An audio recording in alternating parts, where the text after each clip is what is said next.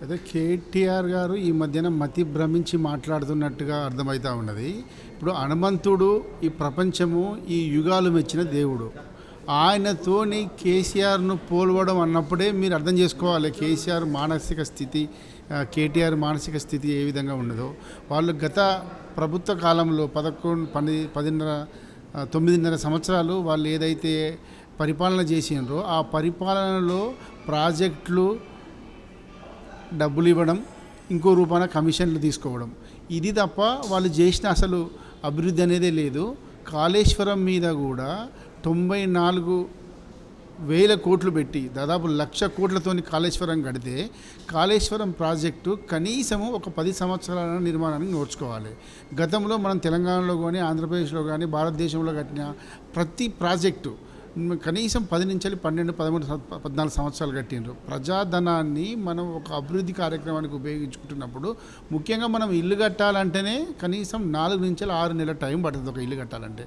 అట్లాంటిది అంత 1,00,000 కోట్లు పెట్టిన ప్రాజెక్టు కట్టడం కోసం 4 సంవత్సరాల టైం తీసుకున్నారు అంటే 4 సంవత్సరాల తర్వాత మా ప్రభుత్వం ఉంటుందో ఉండదో, మళ్ళీ వేరే వాళ్ళు ఎవరైనా వస్తారేమో, ఈ 1,00,000 కోట్లకి వెళ్ళి కమిషన్ అంతా ఎక్కడ పోతుందో ఏం కథో అన్న ఉద్దేశంతో ఆదరబాదరగా ఇంజనీర్లను, ప్రభుత్వాన్ని, ప్రభుత్వ అధికారులను, ఈ సైట్ విజిట్ చేసిన వాళ్ళను మ్యానిపులేట్ చేసి నా రక్తము, మెదడు, బొట్టు ఖర్చు పెట్టి నేనే తయారు చేసి అని గతంలో చెప్పుకున్న ఈ కేసీఆర్ అనే వ్యక్తి ఈరోజు విచారణకు కమిషన్ పిలిచిన తర్వాత, కమిషన్ ఎందుకు పిలిచిందంటే విచారణకు కాళేశ్వరం ప్రాజెక్టు కుంగిపోయింది.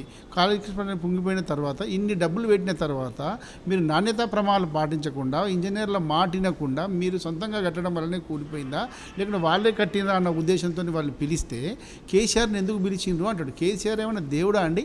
హనుమంతునితో పోల్చడానికి పిచ్చిగిట్టలు వేసిందా ఏమన్నా కేటీఆర్కు? జాతిపితనా బూతుపితనా? వాళ్ళ బిడ్డ ఏమంటుంది ఎమ్మెల్సీ కవిత గారు, నాయన చుట్టూ దయ్యాలు ఉన్నాయి అంటే దయ్యాలు ఎవరు చుట్టూ ఉంటాయి? దయ్యాలు దేవుళ్ళ చుట్టూ ఉంటాయా? హనుమంతుని చుట్టూ ఉంటాయా? దయ్యాల చుట్టే ఉంటాయి. ఆయన దయ్యము. కేసీఆర్ తెలంగాణ దయ్యము. తెలంగాణ ప్రజల సొమ్మును 8 లక్షల కోట్ల అప్పుల పాలు చేసిన తెలంగాణకు పెట్టిన దయ్యం. జాతిపిత లేదు, బూతుపిత లేదు. ఆయన ఎట్టి పరిస్థితిలో ఇందులో దోషి అని తేలితే కఠిన శిక్షలు ఎదుర్కోవాల్సి వస్తుంది. కనుక వాళ్ళు గత ప్రభుత్వ కాలంలో ఏదైతే పనులు చేసిండ్రో ఆ పనులన్నీ బయటపడితే తెలంగాణ ప్రజల ముంగట ఇంకా చులకన అయిపోయి అధికారం కోల్పోయి జైలు పాలైతే ఆ ఇజ్జత్ తట్టుకోలేమన్న ఉద్దేశంతో ఒకసారి అమెరికాకు, ఒకసారి లండన్కు, ఒకసారి 25 సంవత్సరాల ఉత్సవాలని ఏదో చేస్తూ ఉన్నారు. వాళ్ళన్ని స్టంట్లు చేస్తూ ఉన్నారు. మీడియాను అటెన్షన్ వాళ్ళ వైపు మలుచుకోవడం కోసం ప్లాన్ చేస్తూ ఉన్నారు. ఫార్ములా ఈ కేసు రేసులో కూడా ఆయన సోమవారం నాడు హాజరు కావాల్సి ఉంటుంది. ఆయన, వాళ్ళ బావ హరీష్ రావు, చెల్లె కవితమ్మ, కేసీఆర్, వీళ్ళు నలుగురు కూడా జైలుకు త్వరలోనే పోతారు. అన్ని కమిషన్లు వాళ్ళను దోషులుగా తేల్చే సందర్భం దగ్గర పడ్డది. వాళ్ళు 9.5 సంవత్సరాలు ప్రభుత్వంలో ఉన్నారు కనుక వాళ్ళకి ఆ స్మెల్ వచ్చినట్టున్నది. మేము దొంగలాన్ని తేలుతున్నాము, త్వరలో జైలుకు పోతున్నామని ఇదాన్ని కప్పిపుచ్చుకోవడం కోసం ప్రజల స్టంట్ను, అంటే ప్రజలను ఆకర్షించుకోవడం ఇట్లాంటి స్టంట్ వేస్తున్నట్టుగా మేము భావిస్తూ ఉన్నాము.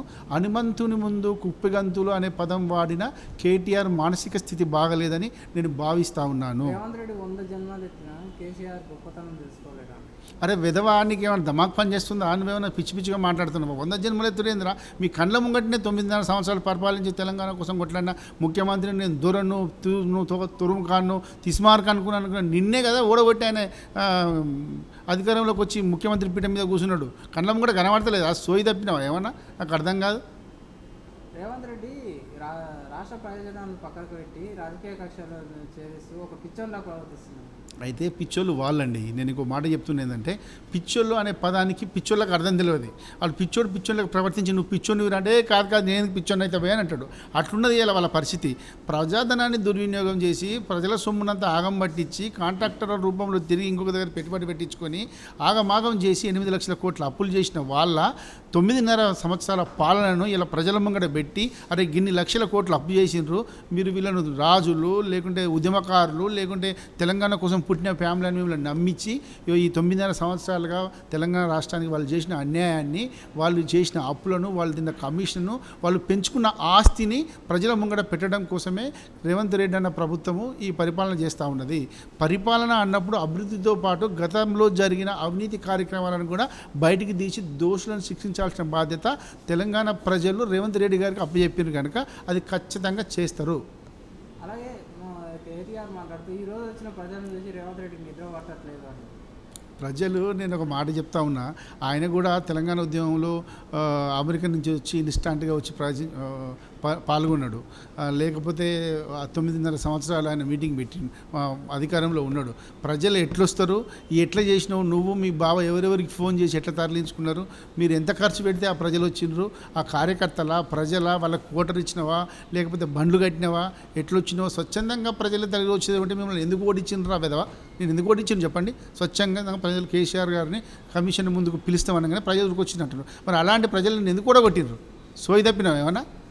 ప్రజలలో వ్యతిరేకత ఉన్నది, రేపు పొద్దున వీళ్ళు దొంగలుగా తేలబోతూ ఉన్నారు, దాని నుంచి తప్పించుకోవడం కోసం మీరు వేసే స్టంట్లు ఇవన్నీ. అలాగే మా కేటీఆర్ గారు మొన్న ట్విట్టర్లో పోస్ట్ చేస్తూ రేవంత్ రెడ్డి నీకు చేతనైతే మా ఇద్దరం తెలుసుకున్నందా లైట్ ట్విట్టర్ పెట్టి అని అంటున్నాను. ఇది కబడ్డీ ఆటనా అండి? బహాబాహి దిగనీకి భారత రాజ్యాంగం రూపొందించిన ప్రభుత్వాలు ఇవి, శాసనాల ప్రకారం నడుస్తుంది.